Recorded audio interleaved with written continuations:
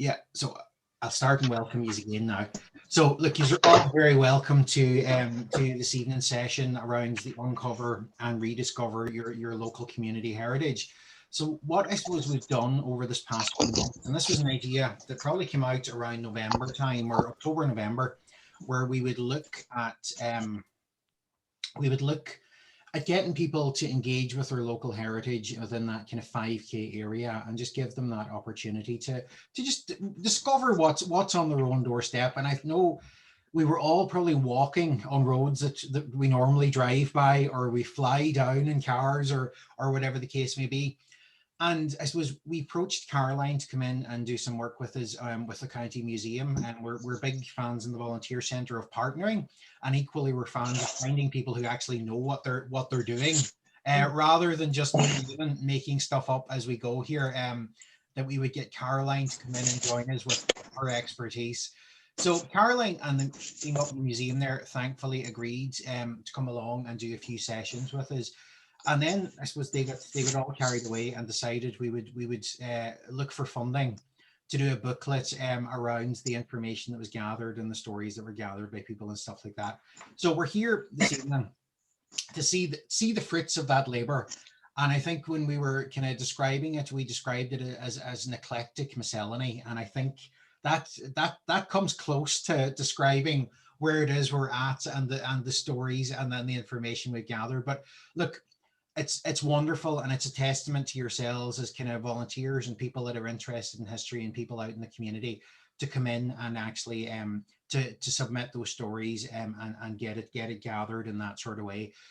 So I suppose we'd like to thank a few people just as part of it. So we'd like to thank Healthy Donegal, who funded the booklet under the Keeping Well initiative, and they were using money, kind of national government money, around COVID resilience and keeping people busy over COVID. So, it's always important to acknowledge the funders whenever you're at events like this, because we'll have to knock on their doors again at some stage. So I suppose the structure for tonight is, I suppose, myself to say a few words just by means of introduction. Then we're going to go to Eamon from the Volunteer Centre, my colleague there, who's going to read one of the pieces that he submitted and just do a little bit of chatting around that. We'll go to Caroline then to show us the booklet, the actual the production of what it is we've got. And then I suppose we'll throw it open to yourselves if you have any thoughts or any stories or comments or jokes or anything from gossip upwards kind of thing that you would like to share. And it's very informal. So, if you want to come in, just unmute and come and join us. So I suppose, Eamon, we'll hand over to yourself and let you come in and talk to us. So thank you. Hi, everybody. Good to see you all, and thanks for coming along tonight. It's like a wee house visit we're having here. I see people from all around the county, which is great that people can link up for an event like this. So I try to write poetry and I try to take photographs. Try is the key word in that sentence. I do my best with both. So, sometimes it works, sometimes maybe it doesn't. So I got thinking about items or places that were of interest around Donegal and that were always associated with this place. And I ended up in Maraclare in Bunbeg with Bad Eddie, or Eddie's boat. And I did a bit of research on it, and I found out the following, that in 1977, a trawler called Cara Namara was beached on the sand at Maraclare near Bunbeg. It was to have 2 planks replaced that were damaged during a storm, a very small job indeed. The Cara Namara, or the English of that is friend of the sea, was never to leave the spot where it lay. And as the years passed by, parts were removed from it until gradually, over the process of time, it became just a hull. The boat became a landmark in the area, being photographed from various angles as it lay in the sand and in the sea. It became part of a wedding photograph tradition for the nearby hotels, and it was featured in the music video by Clannad in their song with Bono, In a Lifetime. A television documentary documenting the history of Bad Eddie was made for TG Cahar by local TV producer Sonia Gillespie. I have a picture of the hull going back to 1995. I have it in the house, but it's a different boat than you see now, or that maybe you've seen in recent years. As far as I know, this boat came from France. I will try and share screen.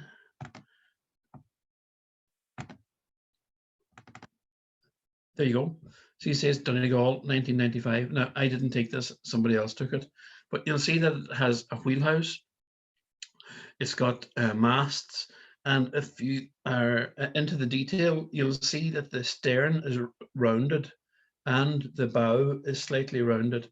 Unlike local boats that were made in Ireland or Scotland of the time, they must have used fantastic timber in this, because it's laid there in Bunbeg since 1977, and there's still parts of it there. So craftsmen. So I've gathered all that together, and I've put it together in a poem called The Boat at Mahara, which I'll read for you now. Near Bunbeg, on the beach at Mahara, there's a boat wrecked in the sand. For years, the wooden hull's been caught and held there. It's a prisoner of the land. It never sails on any tide, appears along the coast like something from a dream. By day, the sun shines on the rusted metal winch. At night, the moon pours silver light on each and every beam. Will we ever know the reason why it's wrecked there on the beach? Have all its stories and its secrets slipped away beyond our reach? So that's Bad Eddie. I have a spare about stone ditches, and if none of you are going to sing, I have to threaten you with another poem. So you have been warned, okay? So I'll hand you back now to John and Caroline. Thank you.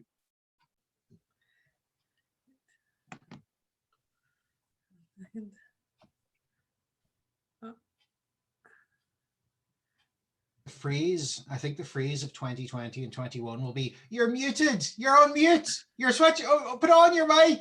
But anyway, I was muted there. So thank you, Eamon. That was interesting. And it's funny, we were chatting about Bad Eddie earlier on, and I remember it with the wheelhouse and with the masts and stuff like that. And it's only maybe a year or two since I was over with my own children in Gweedore and got pictures of them at it. And yeah, there's not an awful lot left compared to the boat that was there. But I suppose that's the nature of it, lying on the coast there where it is. I suppose our next speaker is Caroline, who is coming to us from Donegal County Museum. And I suppose I just want to record our thanks to Caroline. She took this project very enthusiastically from the minute we phoned her. I think we had kind of half an idea of what we wanted to do. She came up with project titles, she came up with funding, she came up with ideas and concepts and all sorts of information that's kept us engaged in the project and kind of kept it ticking along. And it's just fantastic what, I suppose, enthusiasm and what people wanting to help can help us all achieve. So no, Caroline, thank you on behalf of the Volunteer Centre, and it's great to have you here with us this evening. So I'll hand, you're on mute, Caroline. You're on mute. Phrase of the month. But anyway, thanks a million, John, and even just telling the teenagers to be quiet here. Oh, sorry.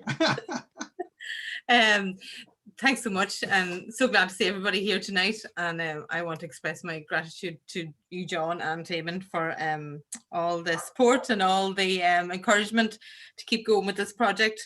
And it's been a very enjoyable experience, and it's been a fun one.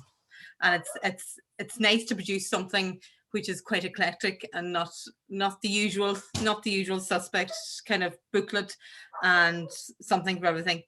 And I want to thank very much to the project was supported by funding from Healthy Donegal, which is funded as part of the government Keep Well campaign, which is supported by Healthy Ireland and True Pubble. And we couldn't do this booklet without this funding. So we're very good. So the good news is that there's going to be 1,000 copies printed for free. They're going to be distributed free. You can come into the museum, get them, and all those who participate in will, don't worry, we'll send you out a good few copies. And I also have an online version as well, which will be sent to John to stick up on our website. So no matter where you are in the world, you can view it.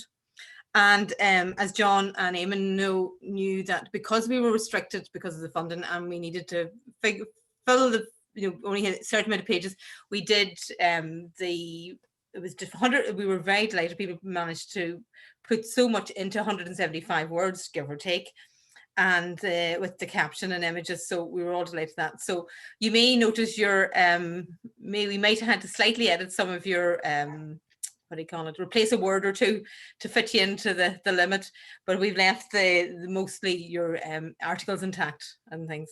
And I'm so delighted for you submitting all your articles, and it's been a great project. And don't worry, we might do Mark 2. Don't worry, we'll be looking for, we might inspire people to keep going and do more. But I just think it was great to give a page, get a word limit and the image limit as well, and we got some nice unusual stuff. So I'm just going to try and share my screen here now to show how it turned out. 1 second. Oh, where is it? This one. Sorry, I have, let me see, where is me? Just trying to find the right one here. 1 second. Can everybody see that? John, can you see that? Yeah. So this is a flip book. So this is the front cover here. So it's all amalgamation. Excuse the dog barking. It's a pain, being a pain. So this is the front cover. So it's called UnCover, reDiscover Locality. So we put as much collage of images, and then some of the images, maybe some of the articles, maybe we didn't have images submitted with them. So I tried to find some accompanying images and story with them. So I'm just trying and move this on. 1 second. How do we flip? I might, yeah. So inside here, you can see just as a little illustrated map. We try to put in as much related to the stories and a few other pieces like Star Wars up at Malin Head and the Mere Spear Station across the top of Volcara as well. So then you can find out more about the government campaign to keep community resilience as part of the Healthy Ireland campaign. You can find out more on the government site, and then you can see there's websites there for Healthy Ireland and Healthy Donegal as well. So 1 second. So we were delighted. We'd received submissions from England, we received submissions from the USA and from all over Donegal, and we're just more than delighted. Sorry, I'm just trying to get this to flip. Let me see.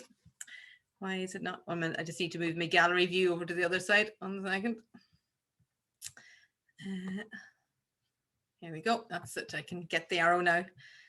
So then, yeah, we've created this flip book, so it's very handy for people that can share it around the world. So then we have details about ourselves and the volunteer centre, how you can get into contact with us, and very delighted for John, Eamon, and Damien for their very kind forward and for all their support and thanks. And then you can see we start with Tom Quinn and Mary Lynch, and this is submitted by Mary Brown, which is to do with the White Cross Inn, which a lot of people recognise as a landmark on the road to when you're going over towards Lifford. And then St. Johnson's old school number 2, which is a kind of iconic building, well, it used to be an iconic building, painted lovely terracotta colour. And then we have Brian McNulty's very unusual entries, the shrine at Bundoran, which I'd never heard of, and the very noticeable Ross Rock, which has become a landmark during the COVID walks. I'm sure it's like the end of the promenade in Galway, you go and kick the rock and turn around again when you're 5K. And then we have by Kate from Ballybofey, the Pound in Stranora Historic Park. And then we have our More Memories, a submission from America by her daughter Peg. And this is a picture here of her mother when she came to visit her granny's family in Arnmore for a summer there. Very interesting. And this is, we had submissions from a couple of children from Ballymore Primary School, this is talking about their grandfather's time in the Second World War. His medal. So then we had the famous Muckish Cross, granted Seamus, and a lot of people know Seamus Harkin anyway from his time as being the undertaker and books and demonstrating butter making and bread making and plenty, and I think he's a show band too, wasn't he? As far as I know, might have been singing or dancing too, plenty of things to his life. And then this is Granny Ina. And Granny Ina was born in Ramelton, and then she moved then to she was living in Letterkenny then, and she worked for the McKinney's as a housekeeper in the Oakfield sweet factory. And just a nice family story, family history. So then we have Annie Young's Gatehouse, which is a lovely poem submitted by Pearl. And then, of course, we have Can't Have Miss a Doggy, and we have Bob, the most loved English sheepdog, as everybody knows, how attached everybody gets to their doggies. And it's a big doggy. Geez, I've seen our neighbour has one puppy, it's ginormous. My gosh, I don't know how. He needs his own sofa. And then we have on the relic book, or the guarding the Up at Tullha Begley, submitted by John. And then from up the road, just not further up the road, is the is the Armstrong family, and they live and they talk about coming in the back of Muckish, the road we know well. And then this is Margaret O'Neill, her introduction to Steeple Tower, which is a famous landmark now within the walks at Mulgary Woods. And it's very interesting to know that I didn't know actually it was built as an observatory in 1810. So you certainly learned a lot from doing this project. And so then we have Edward Doherty, submitted by Joe Crawford, whose anniversary is coming up very soon. He was killed by British forces on the 2nd of June in 1921 during the War of Independence. A poor innocent man caught up in the crossfire after the James McCarran IRA volunteer was shot in ambush near Trustlock when they came out to do raid houses then looking for the attackers. And then we have Pat McCarthy's stories of memories of Oakfield Sweets, and lovely picture of him with his granny on Holy Communion Day. And then we had a big Oakfield exhibition years ago. So we have lots of different items from Oakfield in our collection. So everybody recognise the iconic Oakfield Sweets. We totally missed them. The emeralds now that they're selling is they don't have the secret ingredient in them. They're not the same as the original ones. And then we have David's submission, his COVID journey. So I just put in the crossroads into Falcara. And then we have a submission by Aaron Furman talking about the Twin Towns, which is the Twin Towns of Balbafay and Stranorlar. And then I just put in the landmark as well, the matrimony tree, because maybe a lot of people don't realise what it stands for and what it is as part of the public art. And then we have a lovely submission by the son of Dan McHugh, who's a native of Cranford and Donegal in his time. And he had a varied interest, not only as an agricultural inspector, but he's a man who's very interested in geology and the sea and what was around him. And then a really interesting story from the Frears family about Betty, whatever, pronounced dead and having a wake, and then all of a sudden she reanimated, she came alive and lived for another 6 years. And by coincidence, I found in the fantastic schools collection, the folklore collection in Dukas, I found her story. She's actually, there seem to be an awful lot of recordings of this story, so it is a very famous story in the locality, and it's just nice to tie up the two together. So then we have as Eamon, see Eamon and John have not seen this book yet. They're getting their first glimpse of this. So this is the what Eamon just read there, his lovely poem at what do you call it, Bad Edgy over in Marclougher, the iconic boat. And well, I'd say there's even less of it now left than what's in that photograph at the moment. So then we have a story submitted from all the way from America, and it's to do with their tracing their family roots out to where is it, out in Kilmacrenan, just outside Kilmacrenan. So it's a great title. If you weren't a Doherty, you were McLaughlin, or you weren't anybody, which is quite true, probably out in that direction.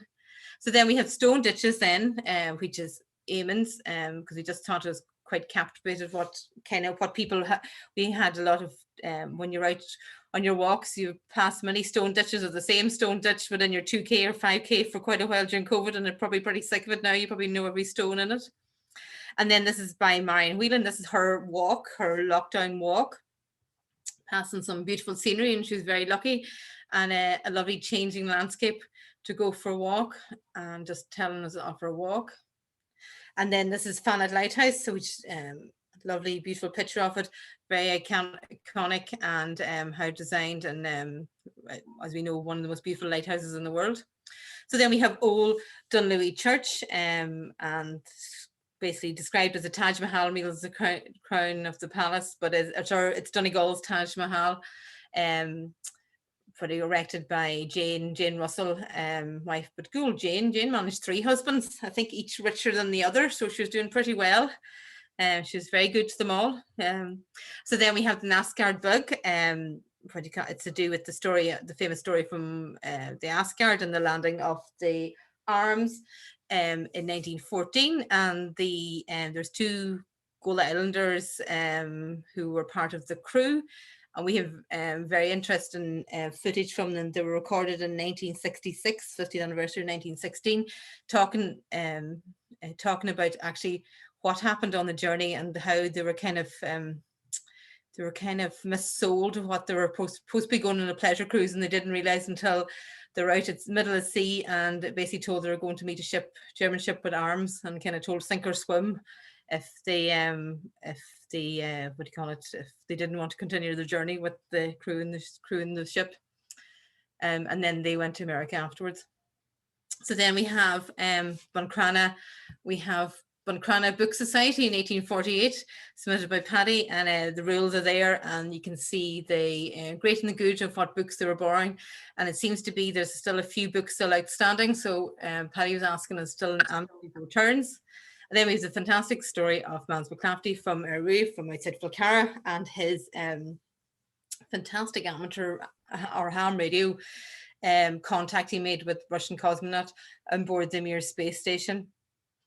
And it's an amazing story. And I think they were trying to make, I don't know, they made a little short film. It's on YouTube. We had shared it before when not that long ago. And it's an amazing story. And poor Manus died in actually 2016, gosh. And there's a lovely competition as well. It held school art competition every year in his memory. And then we have, I submitted an article too, because we wanted to kind of put in stuff that's not really highlighted, or maybe put in a story that kind of gives the correct view of history rather than the sign that's outside it. We have a sign outside down below which it says the famine graveyard, but we didn't put that up. It was Legion of Mary put it up, but the graveyard beside the workhouse is actually the workhouse graveyard. It's not a famine graveyard, and it wasn't created until 1868, because most of it's unclaimed burials from the paupers, unfortunately, from the workhouse during the famine times were buried in Leck Cornwall Cemetery, but the graveyard beside the museum is actually the workhouse graveyard. I think it was during 1975 when they were widening the road, a New Line Road, they discovered 72 skeletons in layers. And I think the assumption went around that it was a famine burial rather than the workhouse burials. But they were all disinterred and reinterred in the ecumenical service in Leck graveyard. And there's no other burials in that ground at the moment. Don't think they got them all. So we can see we had the Board of Guardian minutes stating about the workhouse, to let the different churches know that the graveyard was open for burials, so they could do that. And then we have do we want to share for the collection for the museum? And then a disclaimer then, because we try to not put in anything that maybe had been previously published or had been reused somewhere else that is publicly accessible. So we wanted to give as much people the opportunity to put in something original. And as I said before, we were so delighted that it was funded by the Healthy Ireland Keep Well campaign. And we do hope you enjoyed this eclectic and wonderful stories and poems and pictures. And we will hopefully, maybe is Margaret listening, Margaret from Healthy Donegal, that maybe we could inspire more, maybe do a second volume of it, because this one was very, very interesting. And we found it very enjoyable to put together, and I learned a lot as well of things I didn't know, and all within about 175 words each article. So I will stop sharing my screen and go back to you all. So the we were oh, Patty, so the booklets, we'll give copies out, send copies out. If you send your address into us, we'll send copies out, or you can call into the museum for the booklets. It'll be ready for distribution from the museum on Friday, and as we said, we have 1,000 copies, so it'll go far and wide within the county, and we'll have it up, the flipbook version up on our website, and we'll share it to our social media, and I presume you will in the what do you call it, in the volunteer centre as well. We'll share it as well on their website. So No. that's me now, John. No bother, Caroline. Thank you. We will, of course, share it. What we'll do is, if you send it on to us after this session tomorrow morning, we'll share a link to the recording, and we'll share the link to the booklet as well, just so that people get a chance to look at it in their own time. But we do encourage you, I suppose, to pop into the museum if you're in Letterkenny, just to pick up your copy and see the displays and everything that's going on in there. Caroline, what are you working on at the moment within the museum, or what's on show? Nearly done. We just opened there on Monday, and we opened. Unfortunately, we had to take down our railway exhibition, which had a very short run, but we're hoping to get back up upstairs, and hopefully in July, fingers crossed, we get it up. At the moment we have a new one. It's from conflict division. It's Donegal 1919 to 1925. We're the mad county that decided to do war, independence, partition, civil war and border in one go. Most other counties are only tackling one thing at a time. But and then we've produced a free booklet as well. Well, the booklet was original. Again, we were limited to the size, unfortunately, the size of how many pages we could afford. We could have written a publication probably 5 or 6 times the information we have, but that's available for free within the museum, and it's we have links to it online, and it's in bilingual. And then we also have the what do you call it? I actually have a talk tomorrow night myself, my own talk. Unfortunately, I think it's clashing with your talk, John. Your Donegal hidden competition, but mine's called Untold. It's Donegal Women, the War of Independence and Civil War. Not alone those who were active participants, but instances of violence against women and children committed by all sides, and also what everyday life was like and how their lives were affected and changed forever with these events from 1919 to the Boundary Commission. So that's we still have a few places. Actually, it's very busy. Places tomorrow. It's free if you just email into the museum@donegalcoco.ie. And then we have a fabulous talk then on Wednesday night. Tomorrow is Happy International Museums Day, so Happy International Museums Day early. And we have it's Balthania 2 Festival, and then on Wednesday night we have a talk called it's tracing pirates activity around the 17th century Atlantic seaboard, and that's a very interesting one. It's by Dr. Connie Kelleher. She's an underwater archaeology unit, and she's written a book on pirates around the coast, because we had one of the most famous pirates come into Donegal and disappear, and his treasure's never been found, Henry Avery. So he came in over near Dunfanaghy and split with his crew, and then was last seen on the way out the road. And his huge, I think he was one of the biggest treasure hauls that has been lost, has never been found. So we don't know where it is. I don't think it's in Dunfanaghy. I think he left behind, and he was coming from the Caribbean islands. I think he might have buried it out there, but he left no maps, of course. No good.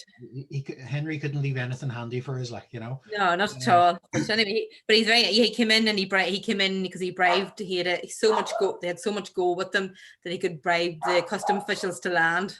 So then they divided up what they could carry, which wasn't a lot because gold's quite heavy. And then they were last seen going out the road on the way into Letterkenny. And he was last spotted. His wife was spotted in a coach, going on to a coach in England, and never were heard of again. Wow, it's nuts. And where did the boat go? Did the boat, I think no, but they had another. The big treasure ships. They were great pirateers. Actually, they're one of the most, well, I suppose if you can call them successful pirates, whatever that. They're very good at capturing, and they wanted to capture one of the more famous treasure ships as well, coming from India, which was laden with gold. So yeah, there's a whole load of Henry Avery's gold to be found yet. Not in Donegal, I think. Hopefully, well, you never know. You never know. Don't be dispelling the rumors. You know, we could all be out searching for it. You will not. That's oh, exactly. Yeah, don't tell Caroline. Right. But straight to cash for gold in Strabane. I know that's my line for me. When I was getting me gold from collecting the second largest gold hoard in Europe out the road at a couple of years ago last summer. That was good crack. But anyway, yeah, you can't prehistoric gold. I'm afraid it's no good to you. It's too. It's got a marker in it. It's too easy recognizable as prehistoric gold because it doesn't exist in the world because it's above 24 karat gold. It's too pure. Oh, really? I think it's got above 24 karat gold, but not very good. Thank you. I suppose we want to give a chance, I suppose, to all of you in the room, if anybody wants to unmute and, you know, chat about the story that you submitted or any stories that you may have or any comments or thoughts that you have on the project or anything like that. So look, there's only the few of us here. If you want unmute or if you want to be shy, that's okay too. I'll try and overcome my shyness, John. That's good, man.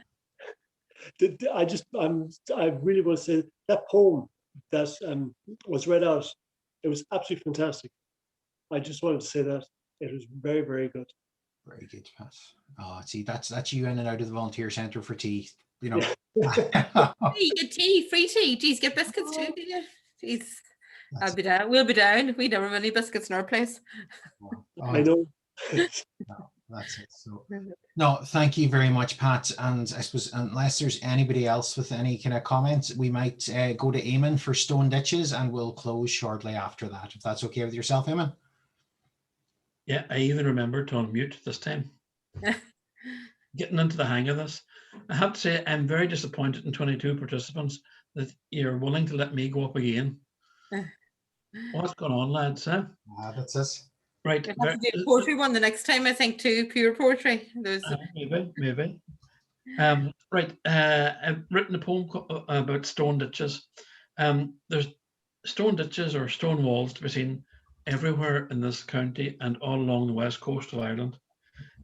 Built by hand, stone by stone, to make family plots and to divide the land. These stone walls are true survivors. They have none or very little maintenance done to them, and they have stood the test of time, surviving civil wars and world wars.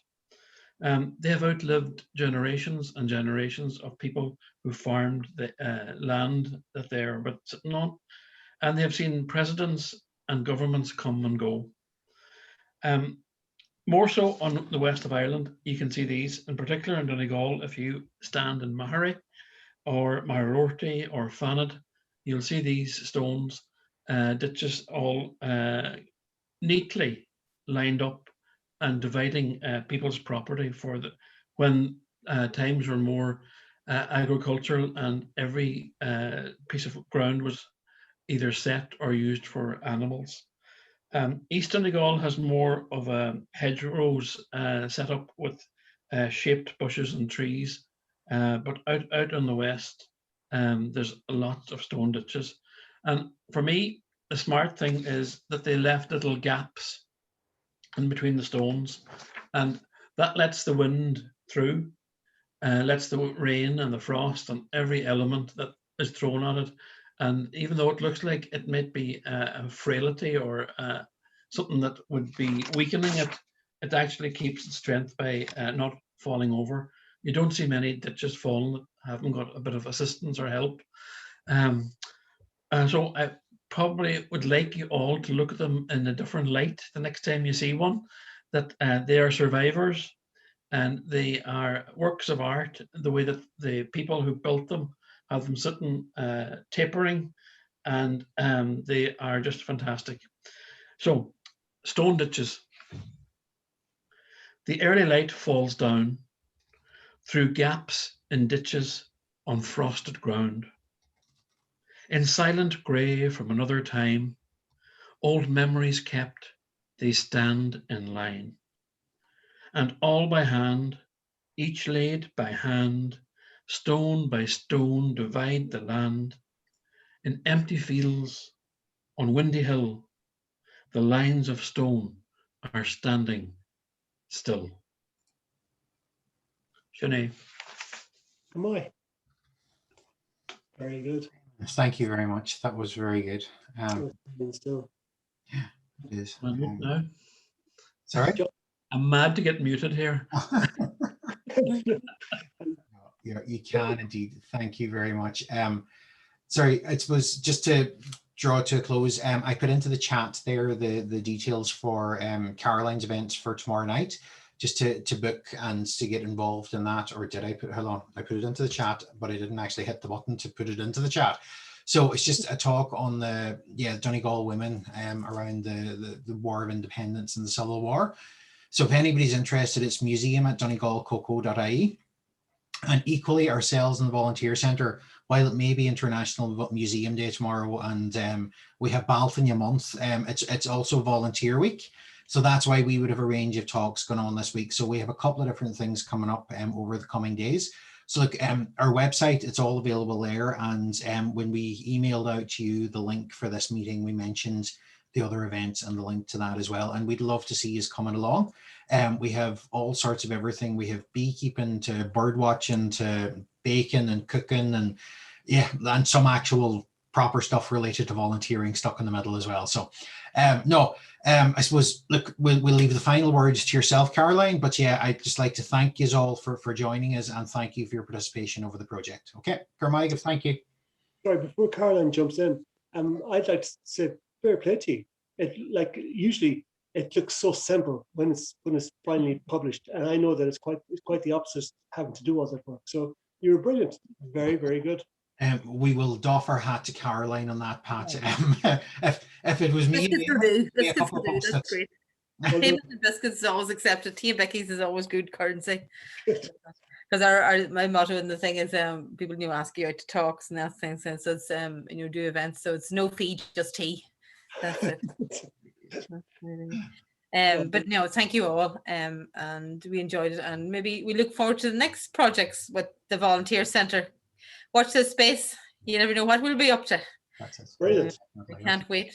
And thank you all. So if you email me in your addresses, I'll send you out a number of copies, but whatever, but they will be available in the museum to collect, and we'll give ones to John as well for the centre, and we'll pass them around. But we're delighted to have been part of this, and thank you very much for everything. Yeah, thank you very much, folks. Okay, EY, go out now and enjoy. EY, All right, EY,